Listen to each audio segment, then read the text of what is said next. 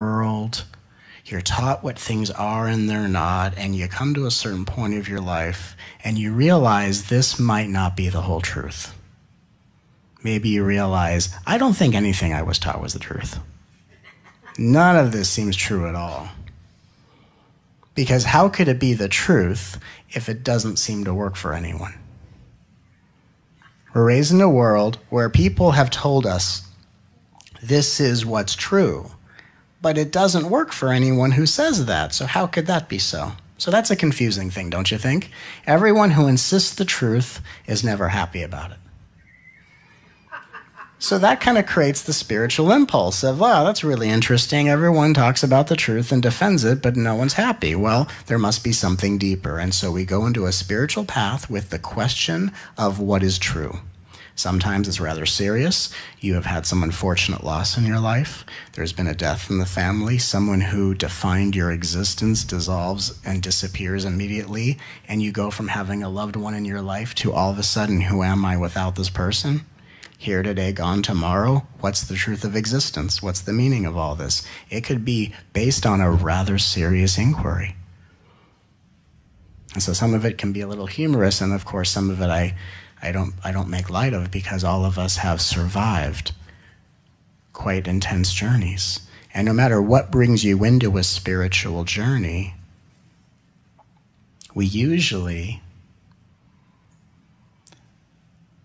are here exploring the meaning of truth. And it can even lead to some expansions in consciousness, to where what you thought was true expands and you start to see a whole different reality that almost seemed before like a hidden dimension, right? A hidden dimension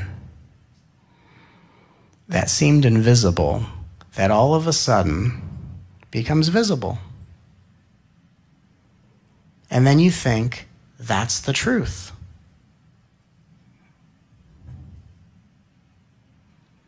And then there's another expansion of consciousness, and there's another truth to see. What's the problem in this? I'll tell you. Anytime you are pursuing the truth, you either become a collector of the truth, you become a connoisseur of the truth, you become a defender of the truth, or you're looking to exchange your truth for a bigger one. Does that make sense? And here's the big problem with this. Any time you have some semblance of truth, you energetically put yourself into a position to manifest conflict in your life. Because someone who knows a truth will be put in a position to be threatened, and then they will defend their truth in response. And the reason life does this is so on your deepest path of awakening, you realize the deepest truth does not require your defense.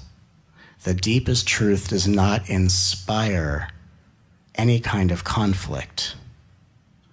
And in the spiritual journey, it becomes extraordinarily obvious at a certain point of revelation that whether you are defending a religious truth, whether you are embracing a mystical truth, whether you have had an experience of awakening and you are one who is aware of an impersonal cosmic truth of oneness, let's say. Even something like we're all one.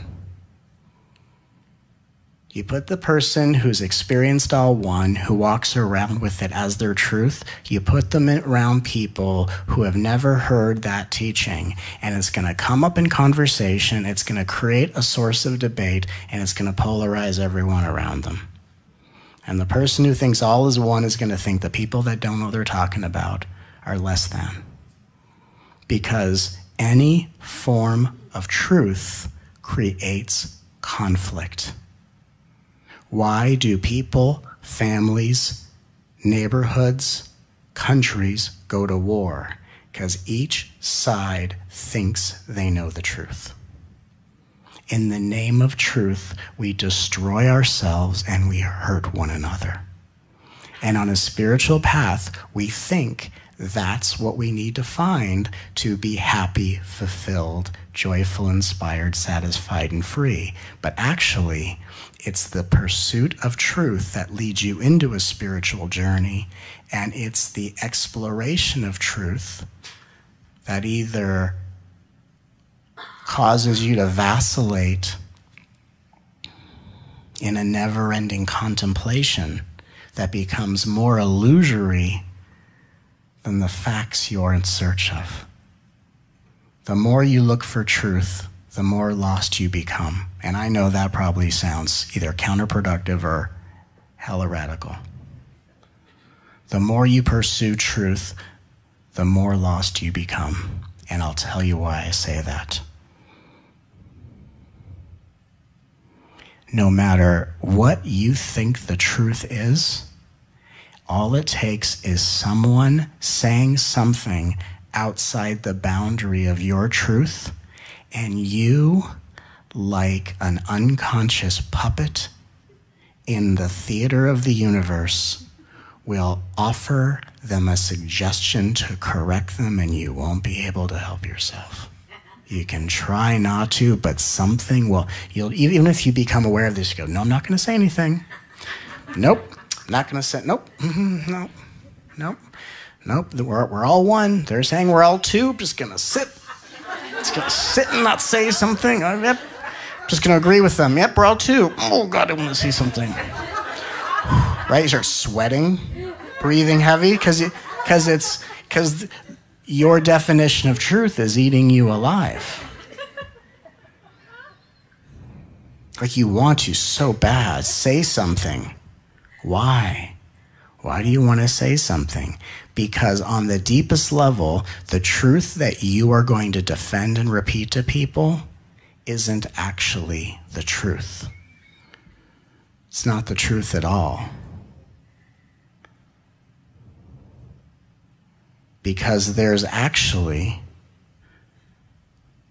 a realm of existence beyond any truth. That's what I'm going to introduce you to today. There's a realm of existence beyond any degree of truth, even beyond the all is one campaign.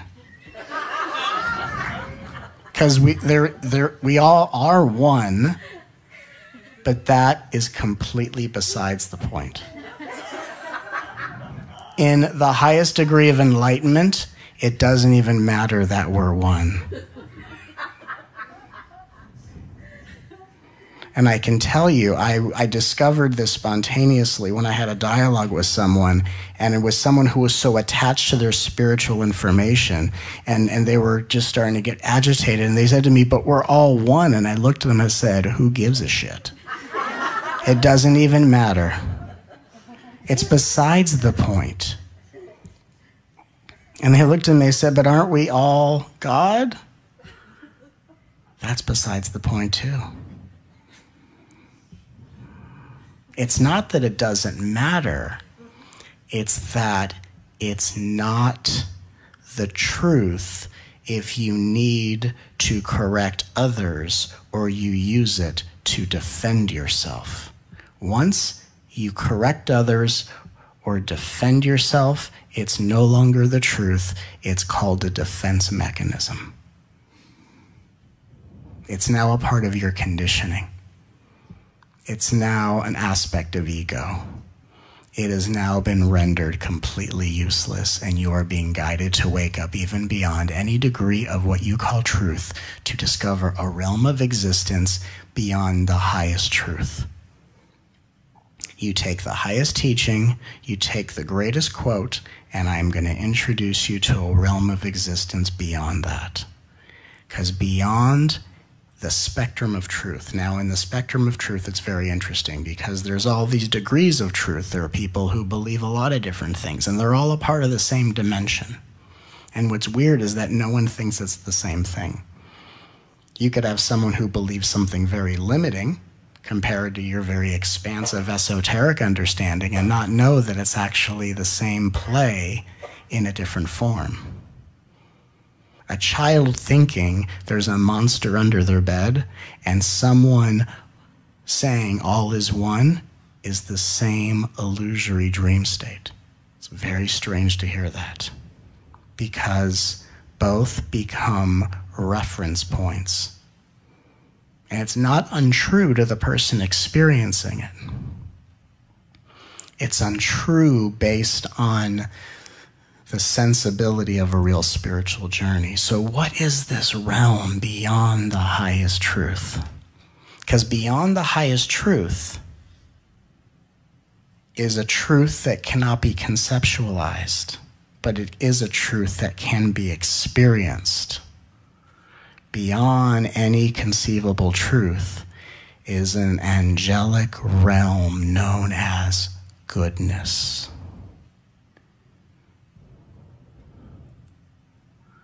Goodness. Just feel that word, goodness. Goodness. Goodness does not have a truth to defend. Goodness does not have an interest in correcting others.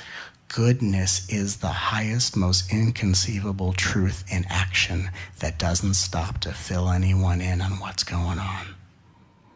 Goodness is truth in motion. And the indirect path that we think is direct is, I'm going to find the truth. And then you swing from vine to vine in the jungle of thought. I know the truth. I correct people. I defend it. Then I learn a bigger truth. Now you got a bigger thing to correct people and defend with. And you keep going until you wake up out of every truth. And you live as the living transmission of truth, which is called goodness. Sometimes you have spiritual experiences and things seem too good to be true. That actually is the name of this teaching, because that statement, too good to be true, means that our true nature is too good to be misperceived as falsehood and too good to be reduced into the words of a truth. It's too good to be true. It's beyond true. It's good. And I want you to taste goodness today, not truth, because truth is besides the point.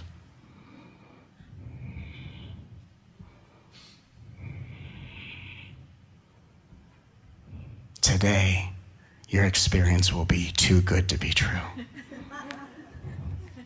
The name of this video will be Too Good to Be True.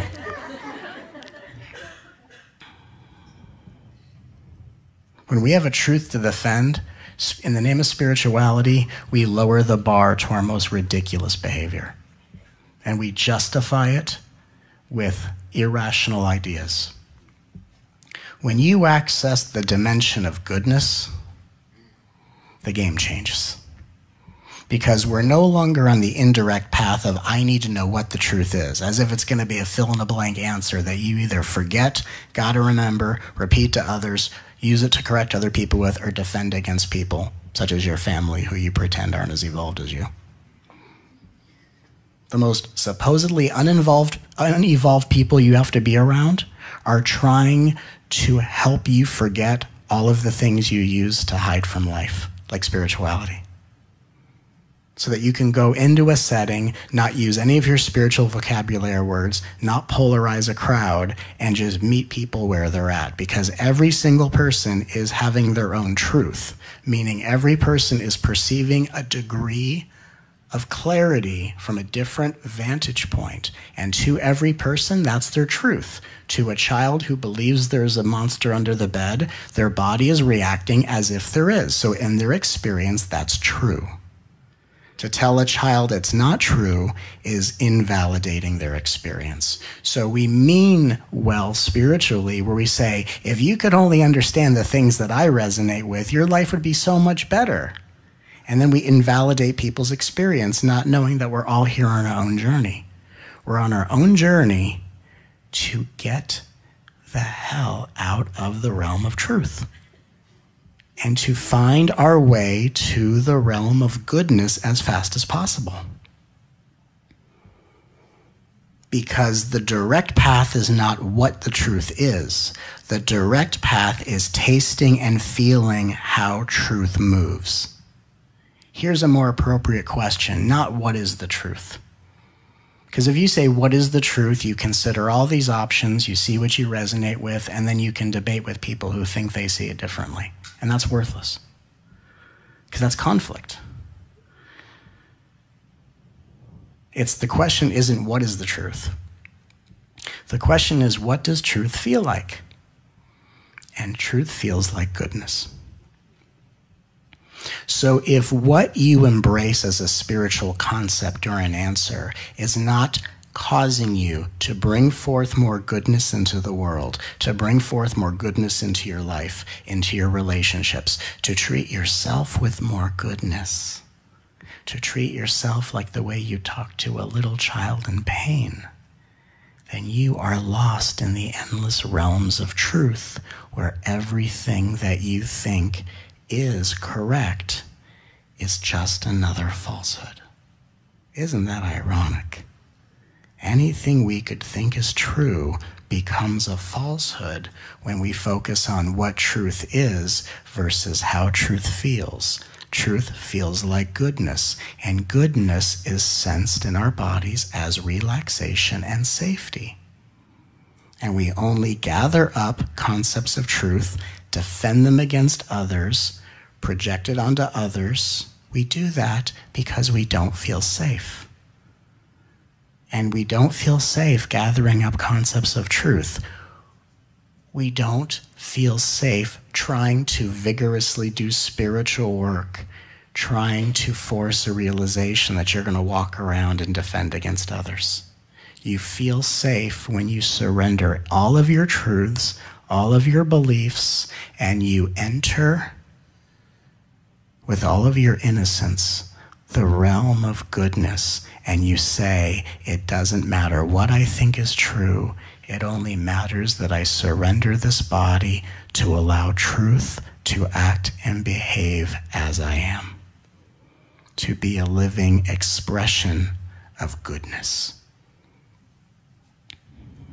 to awaken the light of an entire universe throughout your form for goodness sake.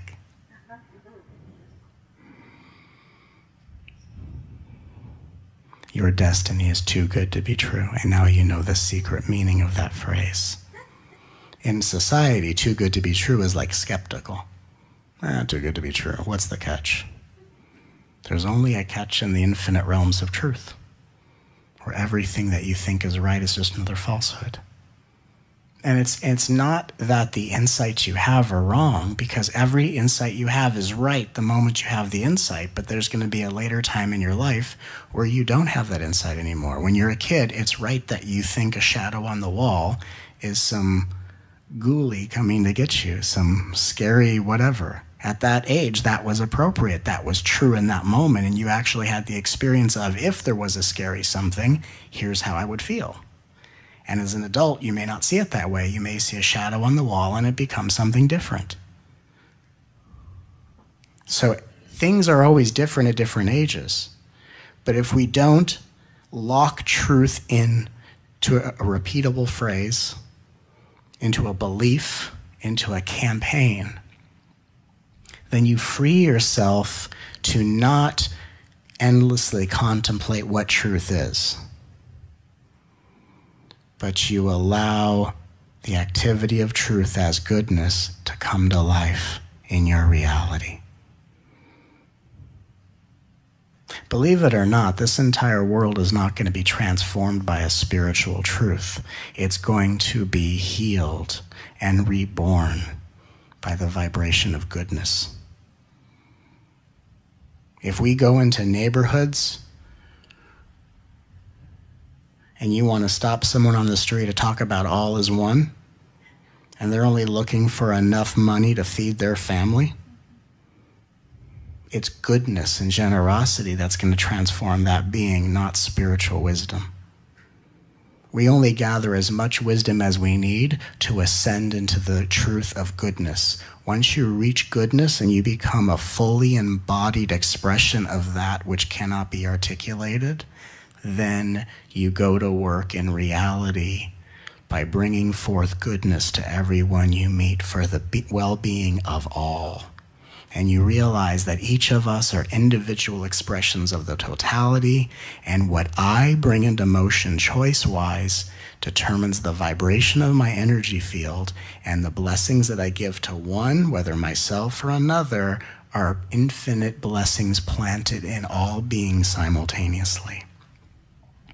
You are the all disguised as an individual one, and what that individual one does for another transforms all over time. So this is the path of goodness, and I call it the love revolution because today is when you realize how revolutionary goodness is. When you get on the path of goodness, you will feel so good about yourself, and you will be amazed that it is not the end result of endless digging and inquiring and clearing, and all these things we had to do in the old paradigm is done. We're not doing that anymore. We're dismantling the need for that. Because you only need to do that to exhaust the curiosity of contemplation. Contemplation doesn't lead to an answer. It leads to exhaustion. No one tells you that. I'll tell you, I'll show you the magic trick while it happens. You're told contemplation leads to an answer, and you contemplate really hard, and then the things that you find, you go out and you defend. Contemplation doesn't lead to an answer. Even if you find an answer, you'll be soon back in the contemplation looking for the next bigger one. And it's like a drug. Contemplation leads to exhaustion, and exhaustion is your entry point into goodness. How's that for an ironic twist of fate, right? Yeah. Because we're over the paradigm of a teacher sitting up here saying, here's what the truth is. What I'm giving you is a chance and opportunity to explore your life differently and say, feel how this feels to you, see if it resonates, and see if it spares you the agony of using spirituality to be yet another thing you're not doing right. Right? I sought spirituality as a refuge from suffering, and now it's just another thing I fail at. Yippee! Yippee-doo. Yippee-doo. Hey, buddy, how's your spiritual path? Well, it's good. I just found another 100 things that I suck at. Fantastic. Humbling. Wow, that's humbling. Humbling. Wow. All these things with Sanskrit words. I suck at all of them. Wow. Amazing. Amazing. You know why we suck at it? Because when you can't do something spiritually right, your body is telling you this is exactly the most inappropriate moment to do it. If you suck at meditation, your energy field's telling you this isn't the moment we want you to meditate.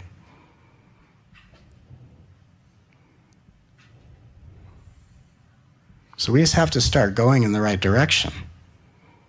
And it's so much easier to access goodness than it is contemplating the truth, because we all think the truth has to be this lofty, big thing. This big thing. Like even if you got to the truth of, we're all the divine. Yes, we are all the divine. And the divine is here dressed up in form. This isn't an illusion.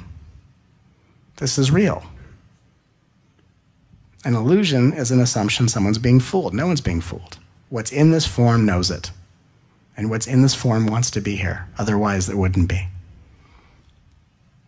You think God got lost somewhere on there? Like God was taking a tour of its creation, just got lost somewhere? Come on. This isn't an illusion. Any person that walks around saying form is an illusion has an interesting array of social skills. Because unless they're talking to someone who believes the same thing, they're not very comfortable. I've met people all over, and God bless those teachings. God bless because I understand what they're talking about, that physical form is actually emptiness appearing solid in form. What seems to be solid is not solid at all. But that's not an illusion. That's just the nature of perception. That what is formless in nature what is formless in nature appears to be solid form, but it's not really solid. But on a certain level, you learn, okay, I'm not really solid, but I'm obviously here because I want to experience what it's like to be solid. So that's not an illusion. What's an illusion is when you take an eternal reality that on a constant level is always being, but in the level of form, the being is always changing experience. I'm being happy, I'm being sad, I'm being silent, I'm being noisy. The experience is always changing, but the beingness is always constant. And when you lock that beingness into a static understanding called truth, the minute you define a truth, that's the only illusion in existence, is what you say the truth is. Even if you said the truth can't be put into words, that's an illusion. Because it's something you can defend, it's something you can repeat, and it's something you can use to defend against. It does not take you to goodness. So what takes you to goodness? Goodness. If you want to go to goodness, you use goodness to get there. That makes sense, doesn't it? Yeah. Wherever you're going to go, that's what you take to get there. Truth doesn't lead you to goodness. Truth leads you to fundamentalism. Fundamental religion, fundamental anything. And that's the old spirituality that is dying a slow death.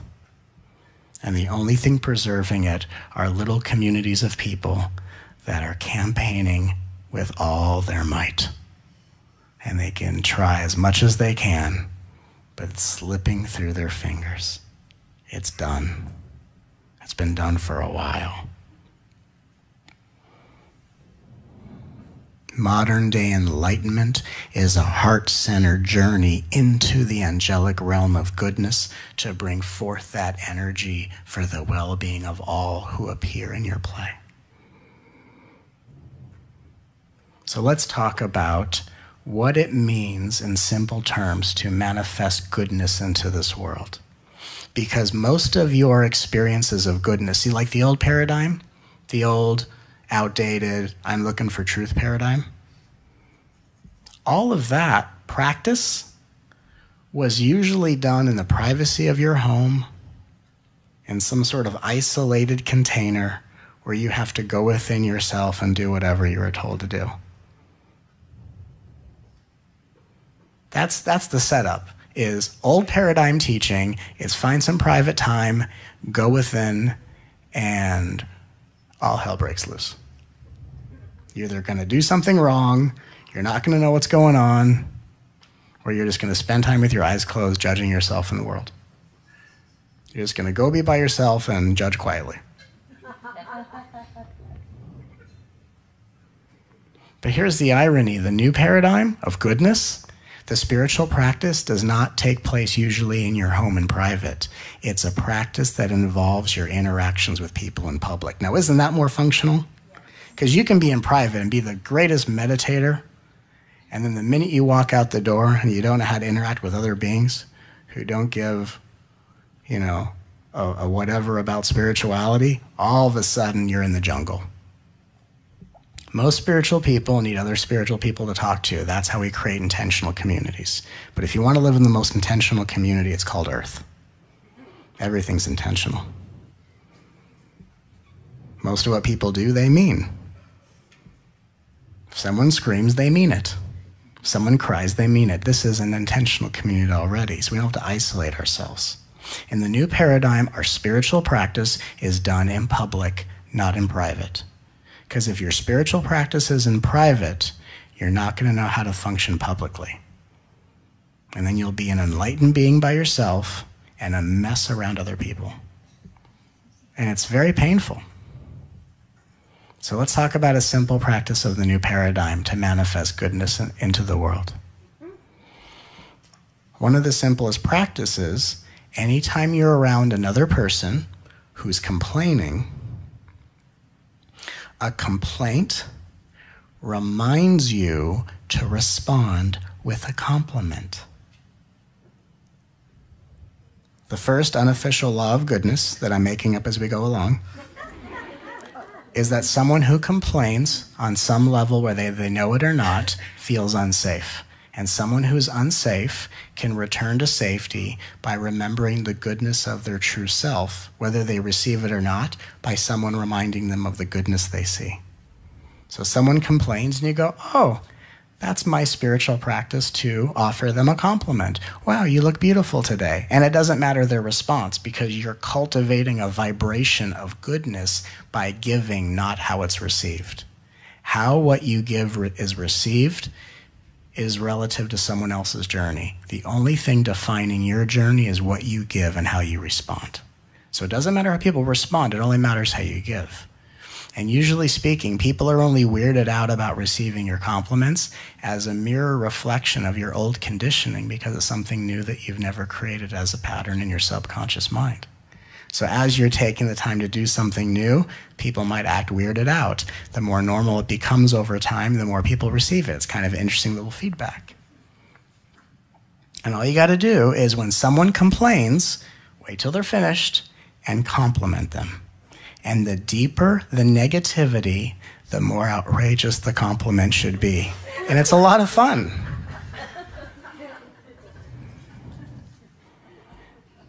I've done it. Perhaps I do it in such a way that may not be for everyone. Sometimes I do it just because I think this is going to be funny. I was at a department store in a line with someone talking to them, and they were just going at, they were basically the premise was they were in line, they had to go back to work, so they were being set off, triggered, and what I can see energetically is when you're triggered, of course, you know what you're feeling, you're healing, and they're releasing all sorts of stuff out of their field for the collective unconsciousness, but they didn't know that. And I'm not going to say that to them because that's a polarizing topic. Hey, you're having a hell of a time. Let's talk about spirituality. No. Gotta be smarter than that. You gotta do the simple initial practice of manifesting goodness.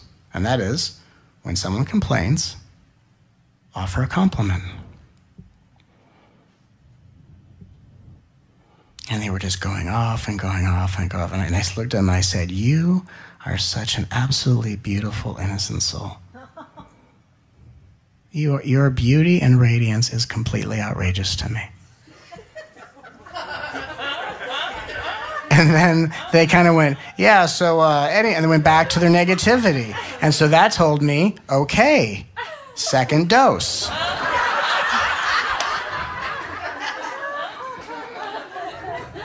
And then their response was, yeah, okay, thanks. So anyway, when they said thanks, the thanks is them starting to lose track of where the ego is going. For 1 second, they let their eye off the train. Yeah, thanks. Oh, they almost did it. Third dose. To which I said, you are the lordiest lord of all. Of all the lords that have ever lorded, you, my friend. You, my friend. And they just looked at me. And I thought, there we go. It's always the third one. They just looked at me. You know what they said to me? Funniest thing. They just looked at me, skeptical. I just looked at them. And they said, I like you.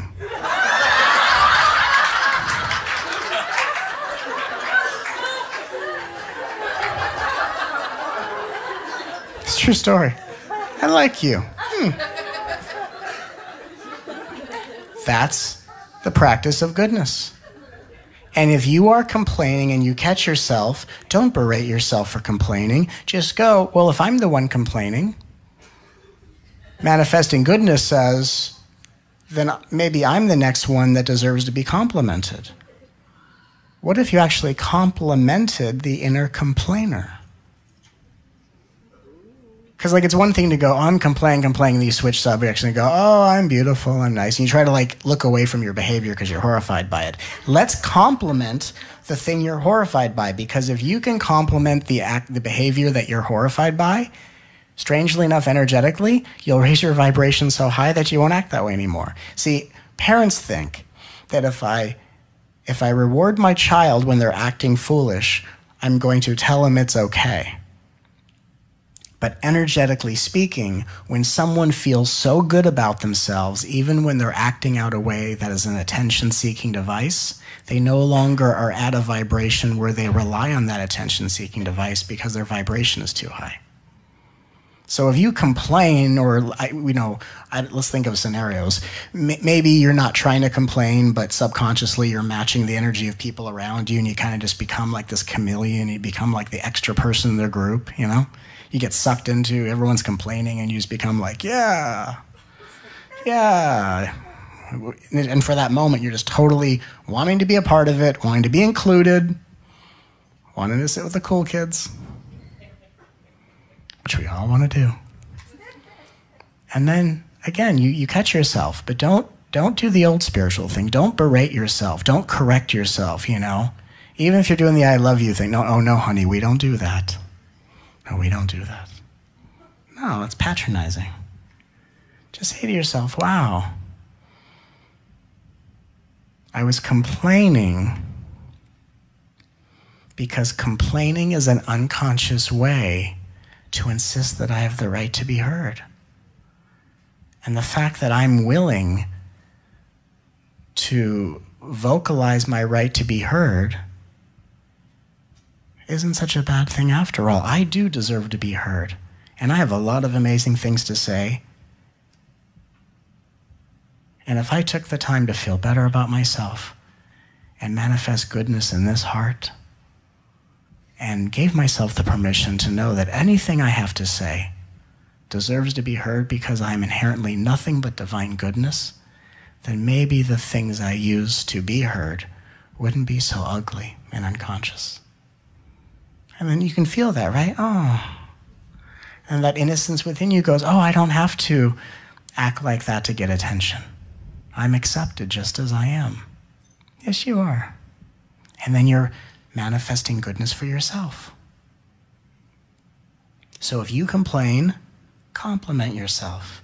If someone else complains, compliment them. Even if someone says something that is like a belief that seems radically disproportionate from your reality, like radically, what would happen if your response to them was not about the content they speak about, but was a gift honoring them? Like, don't judge someone by their content. Honor them as who they are, as divinity. And someone says some outlandish belief that maybe doesn't match anything that you hold to be true in your heart, and you say to them, wow, I appreciate seeing how passionate you are. And the fact that you want to share with me what you're so passionate about lets me know how important I am to you. Thank you for that gift. That's radical. You want to know why a lot of energetically sensitive beings are ungrounded? You want the least esoteric answer?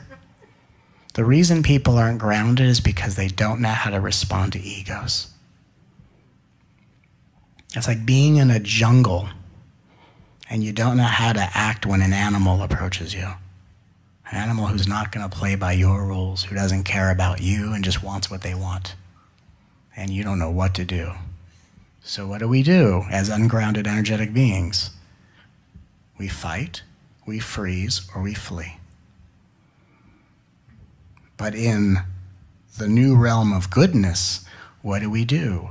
We listen, we support, we complement. And whatever arises in this body as a result of what anyone else is doing is what we love in ourselves to transform out of the collective unconsciousness for the well-being of all. Where there is a complaint, a compliment is given. Unofficial law number 2 of manifesting goodness. The easiest way to bring anyone, including yourself, into the impersonal nature of your divinity. Like, a lot of people understand there's a divinity beyond the personal realm in the world, but the problem is people are trying to explore beyond the world to get to that transpersonal level of consciousness. There's a much easier way. Unofficial law number 2 of manifesting goodness says, if you want to touch into that God source beyond all time and space in yourself or others, you do so by embracing the beauty of the form that God is inhabiting. It is celebrating the beauty. When I speak about beauty, I don't speak of it superficially. The physical form of a being, the beauty that we notice, is the essence of their vibration shining through. And the more radiance shines through, the more that God essence is blossoming to be noticed. And when someone is acting in an ugly way or seems very shut down and shadowy and dark, that is someone who has been either taught or has decided unconsciously to shut down that radiance. And we assist in bringing, turning the lights up to full volume within a being just by complementing the beauty we see. The beauty we see brings the God in all to life.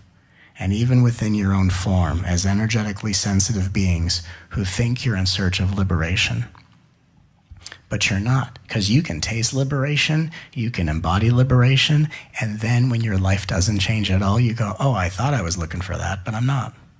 You're not looking for liberation because you're already liberated. And even if you don't know you're liberated, it doesn't really matter.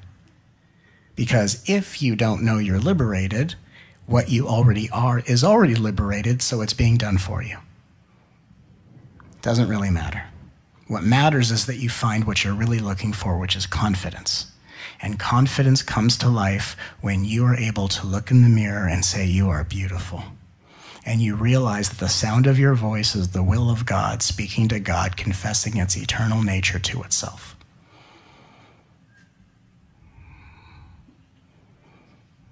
Every spiritual being wants to run into the gates of heaven. Just stand in front of a mirror and compliment your beauty, and the gates of heaven will open.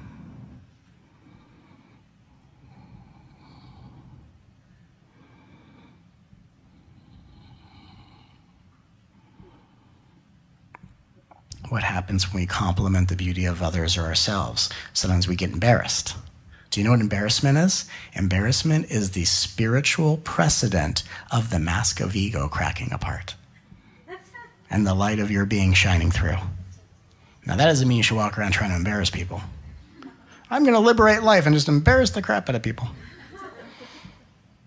That's not the intention. The intention is if you give someone a compliment and they kind of get embarrassed, that's the deeper truth shining through as the beauty that they haven't recognized. So it's okay if you learning how to communicate creates a little bit of embarrassment, because it's a part of the growing curve in this new realm of manifesting goodness. Again, at this point in history, we don't have any options because we have explored the old path in such a degree. The only thing we haven't done is had our little town hall meeting and go, by the way, guys, in case you haven't noticed, that doesn't work. Because what we've done as energetically sensitive beings is we've been so insecure that we go, well, these people say it works, so I guess I'm the one that's not doing it right, and we don't see the truth. It doesn't work. Even if you've had a moment of self-realization, there's going to be a moment where it either doesn't stick and you're back on the train in the same old thing. Even if it sticks, you're going to get to this next level of existential confusion where you go, now what? Because you know it's not it. It's not it till you get to goodness. And it's not it until you get over whoever you think you are to bring forth the greatest gifts of well-being to anyone you encounter. And when you start to really resonate with the deepest truth of your soul, sincerely, it feels so good to bring forth goodness. You can talk to the most opinionated person, and in that transmission of goodness, in that moment, there is no concept, there is no debate, there is just a moment of pause where they have a break from their attachments, their identities, where you don't even have to know the truth. You don't even have to ever have studied spirituality. You just need to know the goodness of yourself and bring that forth for others.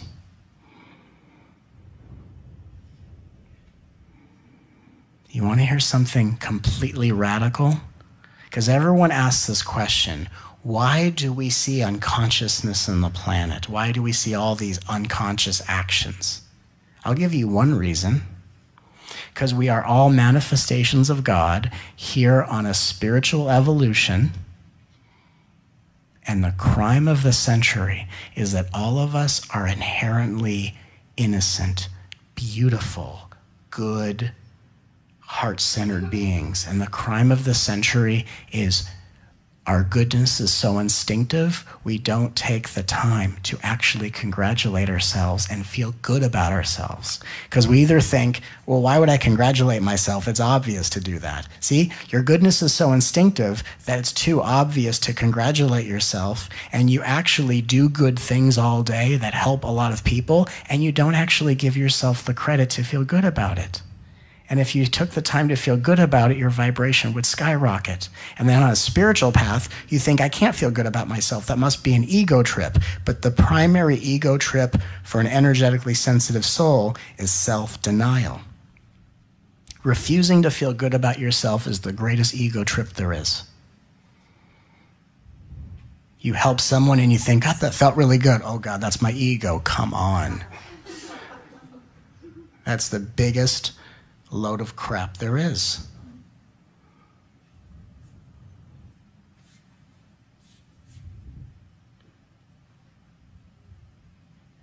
The reason we see people, manifestations of the divine, killing each other, hurting each other, abusing each other, is literally the universe is trying to wake up its collective nature within all beings, showing you all the behavior that people act out, just trying to beg you to say, you don't act like this, so can't you just feel good about what you're doing? Like some of us wake up and we think, if I don't do something spectacular today, I don't have the right to feel good about myself. You want to know where it starts to feel good about yourself? It starts not with what you do right every day. It starts with what aren't you doing that's right. God forbid, there are children in this world being abused and hurt right now, and if a child walked into the presence of anyone here, you would help the child, you would listen to the child, you would keep it safe, and you would nurture the child.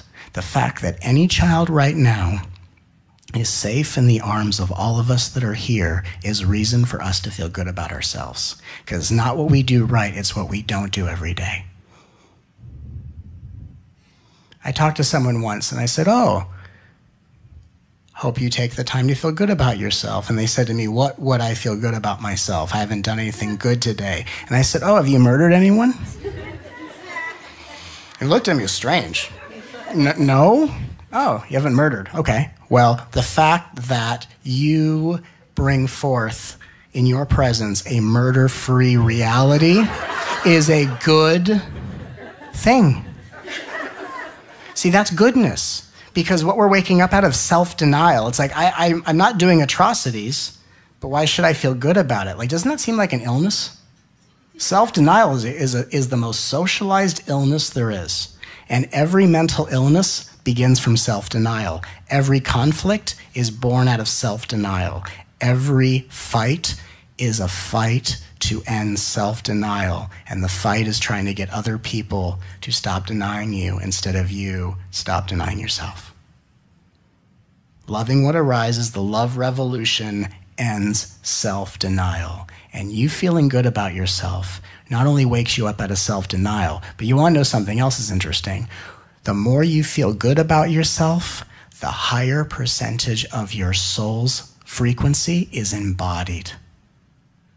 And the more you feel good about yourself, the more your immune system is told to act like a rock star, and all of a sudden everything starts healing miraculously and you become a very powerful being. Not because of what you've learned spiritually, not because of the practices you've done, not because of the books you've read, because you've taken the time to feel good about yourself. And if you don't think you're doing anything correct in this world, let's celebrate what you're not doing.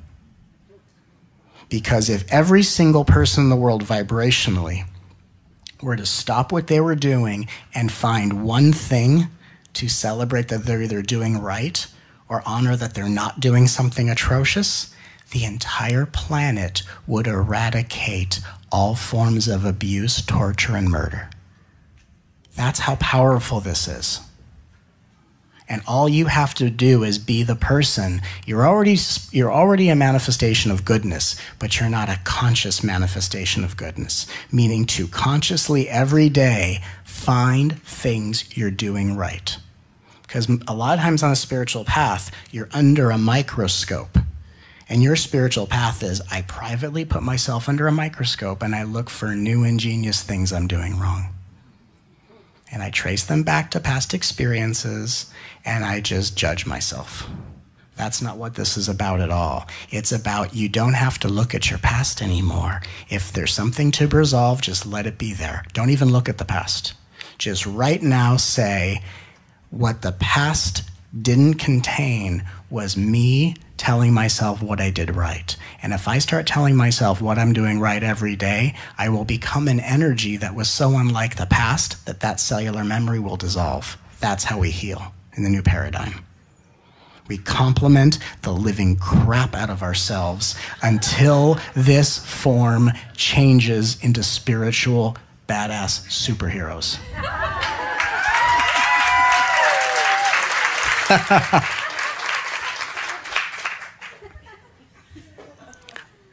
That's actually one of the secrets of how you heal the physical body. You don't heal the physical body necessarily all the time by focusing on the source or the symptom.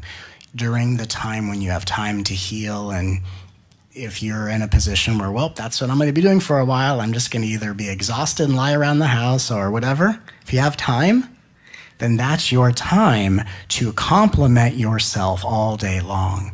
And the funny thing about this practice is the more you compliment yourself for doing the most insignificant tasks, the funnier it gets. And the funnier it gets, the faster you elevate your vibration to joy.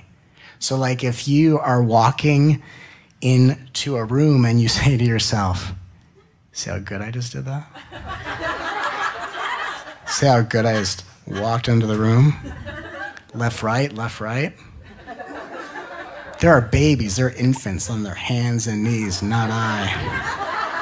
I'm upright, I'm on my feet, didn't fall once. Here's the ingenious thing about that. Most people just have an activity like walking, and they don't take the time to feel good about doing it. Even spiritual people go, that sounds like an ego trip, because people are so lost in the nonsense. The fact that you would take the most insignificant moment as a moment to intentionally raise your vibration is the most intentional and masterful way of living. You reach for that refrigerator door. See how I just opened it with this one pull? With my Herculean strength, you see? Just right there. I make this look so easy, right? And the ironic thing is that ego trips, even people that pretend like they have a lot of confidence or they're boisterous, people who act like that, it's because that's the energy of insecurity being externalized. People who really feel good about themselves are totally grounded and balanced. It's a silent confidence. It doesn't need to prove itself. People that are like arrogant and boisterous and, you know the type where someone walks in the room and you're like, all right. It almost like sucks the life out of the room to inflate them, right? That's insecurity trying to suppress itself. That's insecurity trying to cover up its vulnerability. That's a facade waiting to be shattered. True confidence is feel good about yourself, and if you need to make up reasons to feel good about yourself, it will be funnier. And you every day find ways to feel good about yourself. And the ironic thing is, logically, and again, spirituality isn't meant to be logical because we're going to go beyond logic, but logically we say, I got to focus on the things I don't do right so I can improve. That's logical, but that's not functional. We don't focus on what we need to improve. We focus on complementing what we're doing right, and the better you feel from how much better you feel about yourself will take all the things you need to improve, raise the vibration of your field, and those actions will no longer exist. So you don't have to focus on trying to better the things you don't do well. You just need to focus on complementing what you do well, and the energy will elevate and eradicate what's below that vibration. That's fifth dimensional consciousness. And people who are in fourth dimensional spiritual egos will hear this, in the comments on YouTube, and there will be a truth being defended with all sorts of language in the name of a higher truth, which, as we know, truth is not where we stay. Truth is where we springboard out of into being the truth in action, which is the radiant supreme realm of goodness. The goodness that says, when someone complains, I compliment. If I complain, I compliment myself. I don't focus on what I need to improve in my life. I find things I'm doing right, and every day I find new things I'm doing right. And the better I feel about myself, the higher my vibration goes. And the higher my vibration goes, anything of a physical imbalance, a mental imbalance, a spiritual imbalance, an energetic imbalance from any lifetime disappears. That's radical.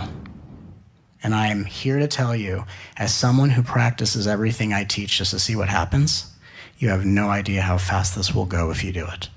You have no idea, even like the I love yous. And sometimes we're in like society, especially like in a spiritual, like people are into spirituality, but they kind of go about spirituality in a very, societal way. Like it's kind of like spirituality for a lot of people is like an endless Black Friday sale. Right?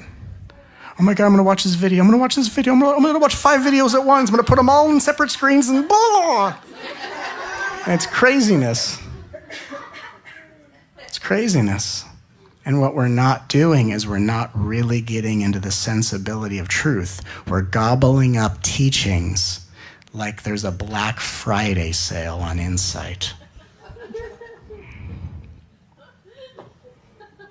Spiritual evolution is not based on how much information you gobble up. It's based on the frequency of your behavior. That's why the path of goodness is all you really need. You know, it'd be a really eye-opening thing for a lot of spiritual people, is if you equated the spiritual information you're trying to absorb from all these things, if you equated spiritual information like alcohol. If you thought of spiritual information that you're trying to gobble up like alcohol, are you like tasting it or are you binging? And then you absorb all this information for like hours and you wake up the next day exhausted. It's like being hungover. It's literally almost the same thing. That literally, in order to unravel this ego structure, which is, we can do it in a very heart-centered way, we have to realize not what you want from a spiritual journey. What does a spiritual journey want from you? If a spiritual journey had its way with you, if you said, okay, spiritual journey, I tried doing it my way and I became crazy. I became a crazy, crazy spiritual person. I became a member of 1,000 different spiritual groups where I got to yell at people and defend my words. And if you handed yourself over to spirituality, what would spirituality want from you? Spirituality would make you mature, balanced, aligned, and grounded. And if you're not approaching spirituality in an aligned, mature, grounded way, you're never going to get anywhere. You're just going to have a lot of things to remember and a lot of things to defend. But the path of goodness is the equalizer. It clears the playing field. And it says, doesn't matter what you learn, it matters how you act. And if you can't act consciously and loving with other people, then you need to start feeling better about yourself. And if you don't know how to do that, you need to start focusing on what you're doing right and not what you're doing wrong. And if you can't find things you're doing right, then let's applaud the things you're not doing. Yay, didn't murder anyone. Yay, no one got punched in the face today. Yay, no one was injured by me. These are all good things. It's so weird that a lot of us would never, under any circumstance, do something so appalling, and we don't know how to feel good about that because it's too instinctive. But that's why we live in a world where it seems like there's this atrocity going on, because life's trying to say, by comparison, can you just stop and feel good about yourself? We think we need to do all these spectacular things to prove that we're spiritual beings. I've got to earn all these credits to make the ascension plane or something. The fact that you're not hurting people is proof. You're beautiful, you're wonderful, you're talented, you're amazing. And the crime of this century is that you are the one who is already spiritually aligned, and you are the one who campaigns to make sure that you are the one who is denied most often.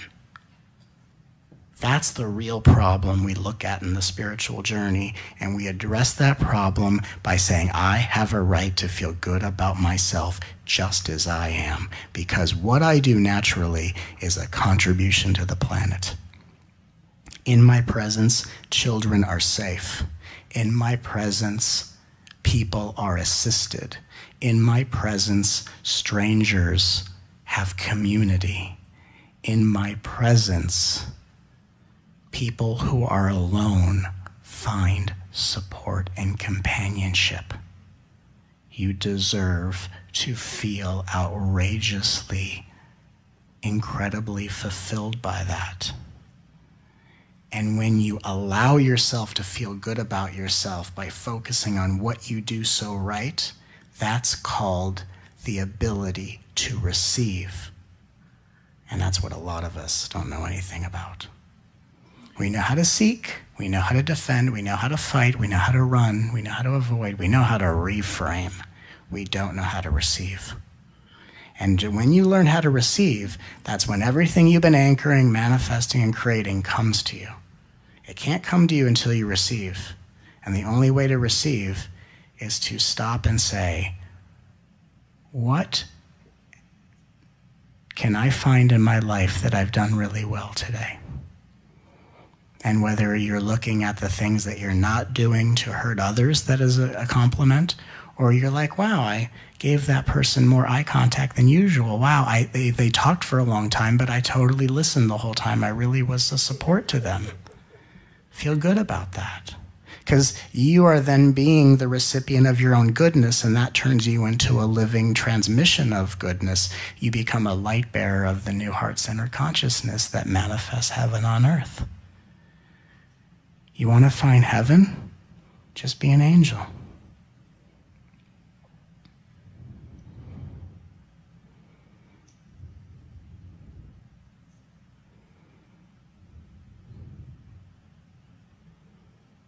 And just serve the well-being of who's in front of you. If there's some sort of conflict or wrestle for control, manifesting goodness says, let them have their way. You want to really wake up out of an ego? Here's a fun practice. Let everyone have their way. That's an easy way out of ego. Whatever people ask of you, you walk down the street and goes, hey, you have $1? Yes. Yes, I do. Yes, here's $1.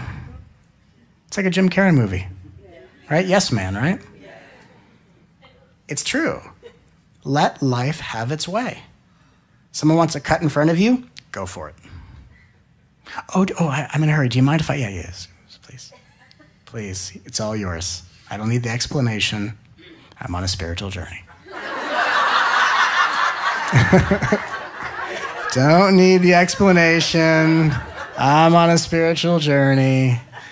Please go in front of me. And someone else goes, yes, you too. Everyone, please in front of me. I'm on a spiritual journey. I'm unraveling my ego. Everyone gets their way. Really. If you really tune into this, goodness is badass. It's a badass path. They're the angels.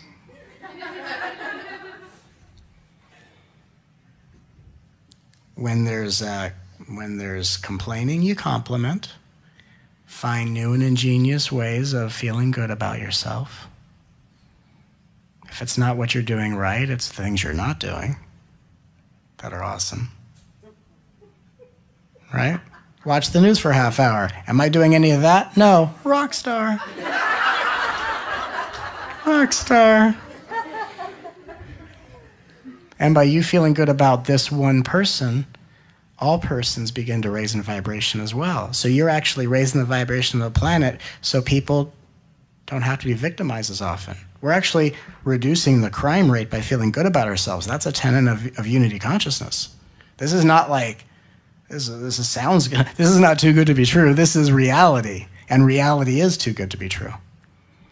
You literally will help reduce the crime rate by feeling good about yourself. It's incredible how simple this is, and yet we still need an entire lifetime to practice this. Whether you're here at the Soul Gathering, you come to our retreat, it's not where you sit and let me tell you something that's true. It's a fully immersive, full-bodied experience where you come and you leave forever changed by the vibration you absorb, because what I'm transmitting to you is the goodness that you don't have to deny yourself anymore. Because receiving goodness is the highest form of spiritual practice. And giving the goodness to others, in the East, they call that karma yoga. In the West, I call it giving a shit. It's a good practice.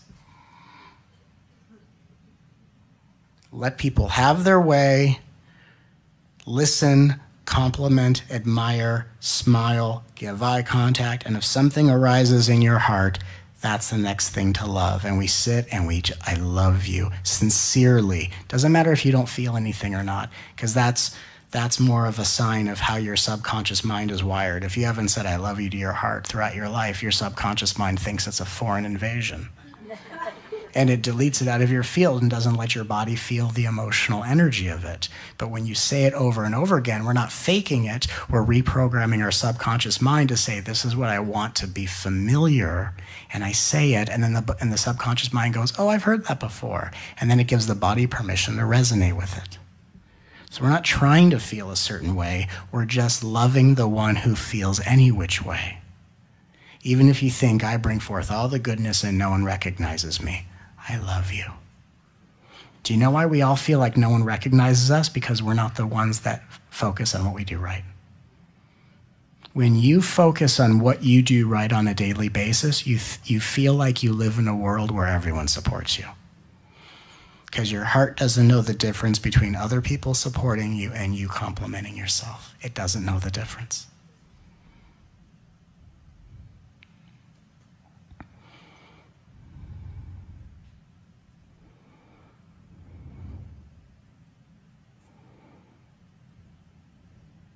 Reminds me of the strangest dialogue I had with someone. When I met with someone who, for all intents and purposes, was really way deep into the spiritual path, if you know what I mean. And you can be so educated on one level and be so lost in another.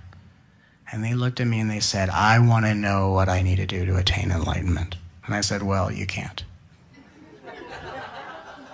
And they said, why? I said, because I can read your energy field, and I know that you think that when you reach enlightenment, you're going to leave the planet and you're just trying to escape. And your energy field can't anchor the realization of enlightenment because you're not doing the one thing that you need to do. And they said, what's that? And I said, feel good about yourself. And they said, oh, but there's no self here to feel good about. And I said, self-denial is not a form of insight. That's not true. That's just more spiritual fast talk. When consciousness wakes up in a body, it begins to care for the body like no one else can care for the body. And it knows that to embrace and care about the individual is the way in which we transform all individuals, just to raise the vibration of the play, just to see our own divinity reflected back to us as a world of blossoming innocent souls.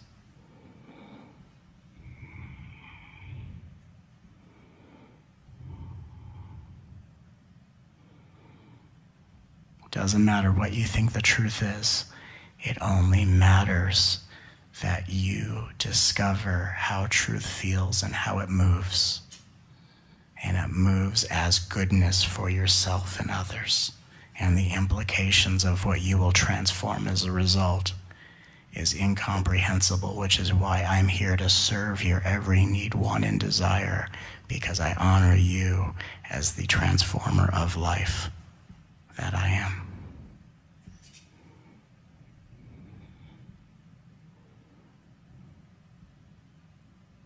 Each of us have the power to help this planet explode into a love that will transform the fabric of reality for every being in existence, just by feeling good about who you are.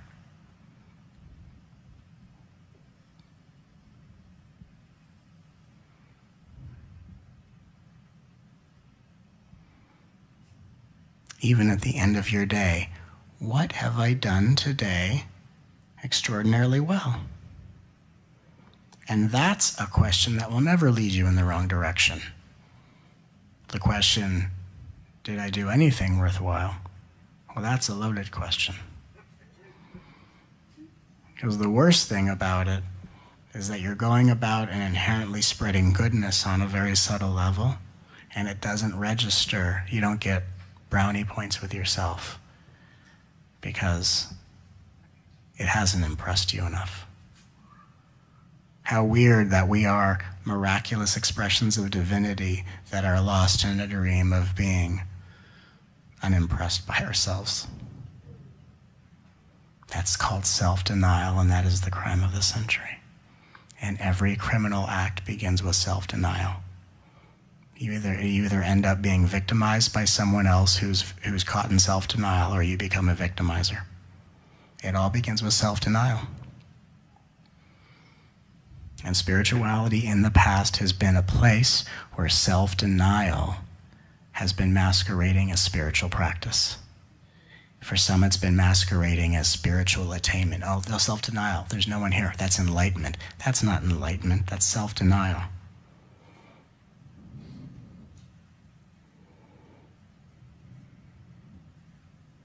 And we're here, this transmission, this video is here to brief the entire spiritual global community on the fact that any spiritual path that is breeding, cultivating self-denial, whether knowingly or unknowingly, in the name of a higher truth, is a broken old paradigm. And the only thing that will lead you home is your ability to enter the realm of goodness and to let your life be a living spiritual practice where how good you feel about yourself is what you share with others, and whatever others don't give to you, you give to yourself. Whatever the words people don't say to you, you say to you. Even deeper practice, whatever they're not saying to you is the next thing you say to them. And there's no end to the dimensions of goodness that you're being escorted into, from one frequency of light to the next frequency of light, with no end to how brightly you can shine. No more spiritual prisons. No more spiritual pretense. No more arguments about the truth. No more, I need to understand this. Today, there's no way to misunderstand what I'm saying, because it has to be so simple that you put it into practice in your life. And it's not from that old school approach of, I want to experience the highest reality. It's from a deeper, more genuine place that goes, I don't know if I can handle being alive for one more day, denying myself and feeling so bad about myself for no reason at all. I don't know if I actually have the right to get in my way as often as I do. And that one needs to be honored so that my biggest adversary becomes my greatest ally.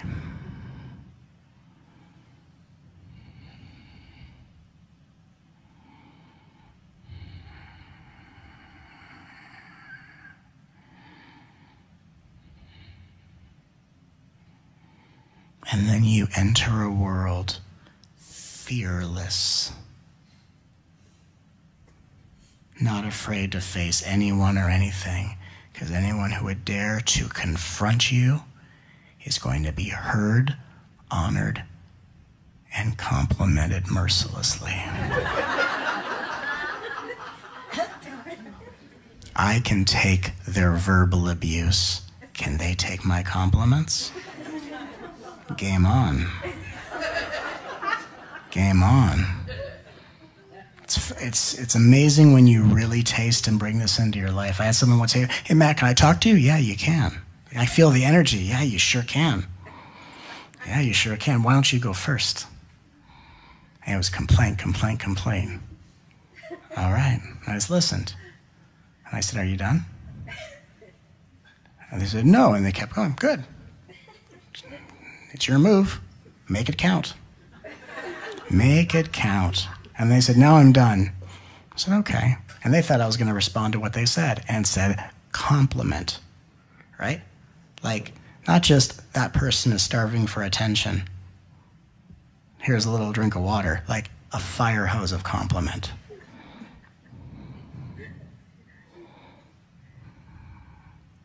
You'll be able to take anyone's abuse, but those who abuse can't take your compliments. Because those who abuse have never been complimented, which is why they're trying to hurt others as an unconscious way of saying, I'm not really trying to hurt you. I'm just trying to show someone the pain inside me that I can't get out. Doesn't make it right. It's a very primitive form of trying to heal oneself. I'm trying to get the pain out of my body. I'm trying to let someone know about the pain I've been in. I don't know how to talk about this, so unfortunately I'm sharing by victimizing someone the way I've been victimized. It's a very cruel reality, and it's the result of self-denial. Even if you didn't grow up denying yourself, you may have been victimized by someone else's self-denial who unfortunately abused you. And there's nothing funny about that. And so feeling good about yourself is how you free the world of victimhood. It's how you relinquish the impulse of victimizers. It's how you free others from being victims. It's the greatest form of advocacy there is. It's vibrational advocacy.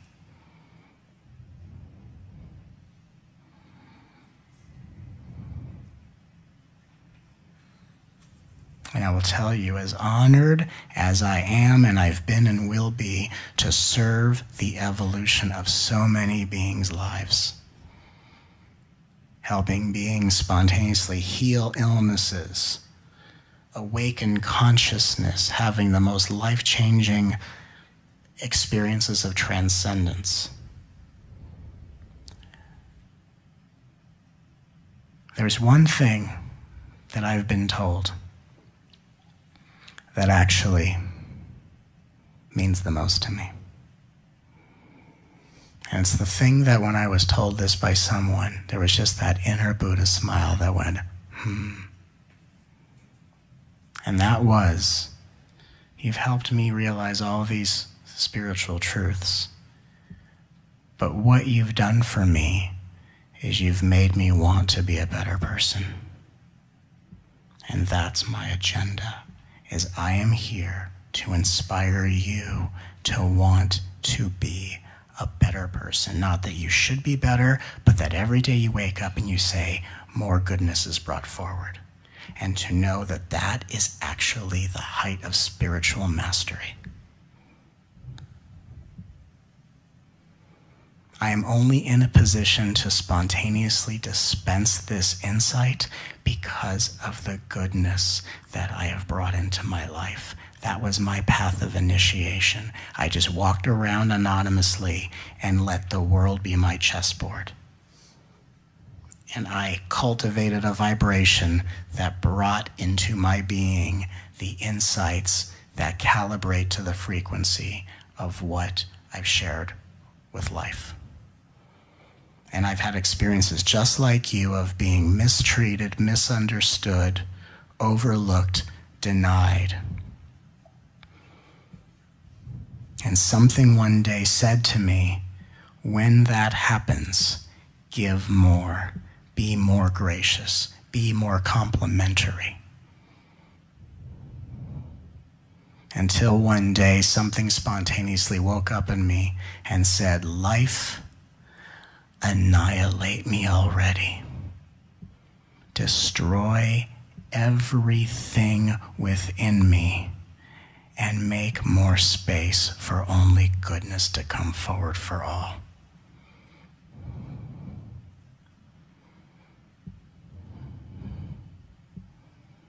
And the minute I asked on some level to be annihilated, I stopped fearing annihilation. And I stopped fearing people in my periphery like everyone's going to hurt me, because I spent most of my life afraid of people, afraid of myself, afraid of what I'm going to do to people, what they're going to do to me. And I just had enough. Annihilate me already. Annihilate me, destroy me, kill me. If you're meant to do that, just do it, because I'm tired of this. And nothing happened. Life backed up. And life backed up, and what I brought forward was a goodness. And I didn't know who to give the goodness to, so I just let people approach me for whatever reason. And I just handed out goodness, moment by moment by moment, and look where life led me, but to be right here with you. You want to find your purpose? You want to find your grand stage? You want to find the place where you inspire the lives of countless beings? Path of goodness.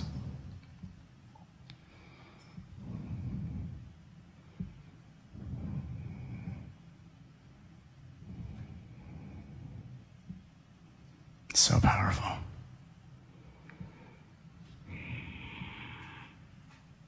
Most radical path you'll ever find.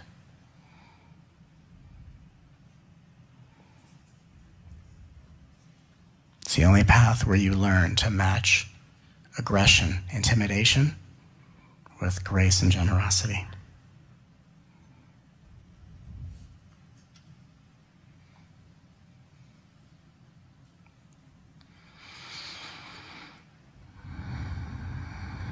It's the only way to immortality.